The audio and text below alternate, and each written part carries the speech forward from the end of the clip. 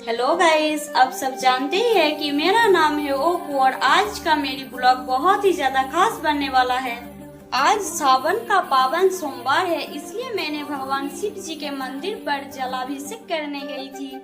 आइए दोस्तों, इस शुभ यात्रा के साथ हमारे साथ बने रहिए और महादेव का आशीर्वाद प्राप्त कीजिए। हर हर महादेव। तो दोस्तों, आज था सावन महीने का पहला सोमवार। इस पावन अवसर पर मैं सुबह जल्दी उठकर तैयार हुई। फिर मैं अपने गांव से लगभग 3 किलोमीटर दूर स्थित बागडेहरी के शिव मंदिर में भगवान शिव के दर्शन करने के लिए गई। मंदिर का वातावरण बहुत ही शांत और भक्तिमय था। चारों ओर हर हर महादेव और ओम नमः शिवाय के जयकारे गूंज रहे थे। वहां पहुंचकर मैंने श्रद्धा और भक्ति के साथ भगवान शिव का जलाभिषेक किया और अपने परिवार की सुख समृद्धि, अच्छी स्वास्थ्य तथा सभी की खुशहाली का प्रार्थना की। दर्शन और पूजा के बाद मैं अपनी सहेली के साथ मंदिर के आसपास थोड़ा घूमने निकल गई। सावन की हरियाली पूरे वातावरण को और भी सुंदर बना रही थी। ठंडी ठंडी हवा चल रही थी और चारों ओर पेड़ पौधों की हरियाली मन को बहुत सुकून दे रही थी। हमने रास्ते में खूब बातें की, हंसी मजाक किया और इस खूबसूरत मौसम का आनंद लिया। हमने आसपास के प्राकृतिक दृश्य को भी देखा और कुछ यादगार तस्वीरें, वीडियो भी बनाई ताकि इस दिन की याद हमेशा हमारे साथ रहे। फल चढ़ाकर जब मैं घर लौट आई तब मन में एक अलग ही शांति और संतोष का अनुभव हो रहा था।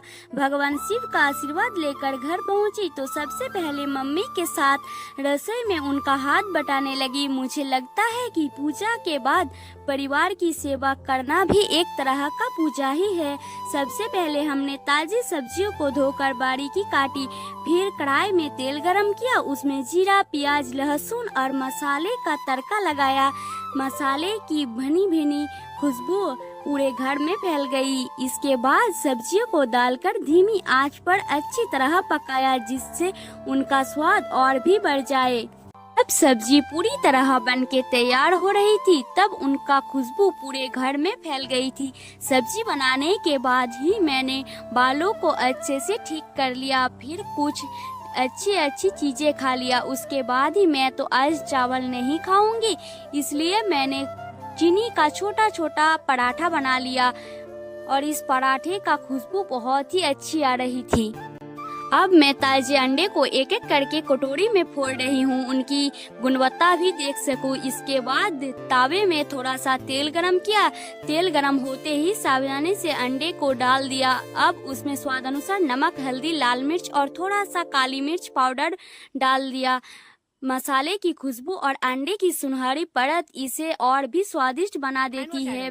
अंडा फ्राई बनाने और घर के सभी काम पूरा करने के बाद मैं तैयार होकर कुंडही जाने के लिए निकल पड़ी। वहाँ मुझे कई जरूरी काम निपटाने थे, इसलिए बिना देर किए मैं घर से रवाना हो गई।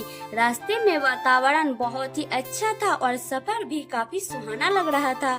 सबसे पहले मैं दवाई की दुकान पर गई क्योंकि कुछ आवश्यक दवाइयाँ लेनी थी। मैंने डॉक्टर की सलाह के अनुसार अपनी जरूरत दवाइयाँ खरीदी। इसके बाद मैं पास की दुकान पर गई।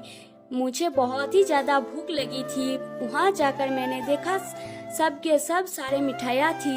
हालांकि मुझे मिठाई खाना बिल्कुल भी पसंद नहीं, फिर भी मैंने 2 मिठाइयाँ और 1 जलेबी खा लिया क्योंकि मुझे बहुत ही ज्यादा भूख लगी थी। थोड़ा सा मिठाई और पानी खाने के बाद मेरा भूख थोड़ा सा कम हुई। फिर मैं चली गई एक दुकान पर जहां मुझे सुंदर सुंदर चूड़ियाँ खरीदनी थी। वहां का रंग बिरंगे डिजाइन बहुत ही सुंदर था, जिन्हें देखकर खरीदने का बहुत ही मन कर रहा था, लेकिन मेरा हाथ का नहीं आया। बहुत बड़ा थी, इसलिए मैं नहीं खरीद पाई।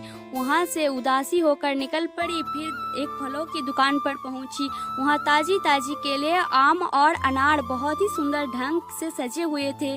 सारे फल देखने में बेहद ताजा और आकर्षक लग रहा था। मैंने अच्छी तरह से फल देखकर 1 दर्जन केले ले लिया।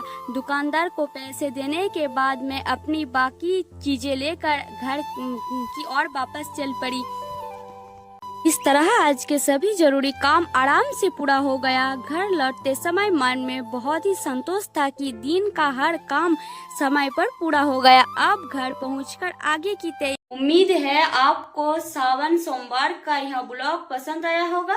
अगर मेरी वीडियो अच्छी लगी हो तो लाइक करिए, अपने दोस्तों के साथ शेयर करिए और इस चैनल को सब्सक्राइब करना बिल्कुल भी ना भूले। फिर मिलते हैं एक नए ब्लॉग के साथ।